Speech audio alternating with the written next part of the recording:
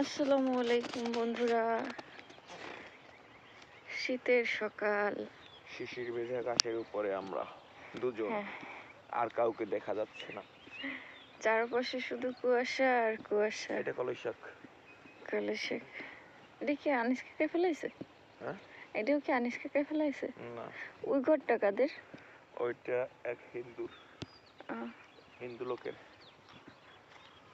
আহ, ওটার নাম হলো গোশাল বাড়ি। ও আচ্ছা আচ্ছা। ওনার নাই, ওনার বিক্রি করে চলে গিয়েছে। আমরা দেখছেন? হাঁটতেছি, হাঁটি হাঁটি পা করে যাচ্ছি। এত সুন্দর পরিবেশ,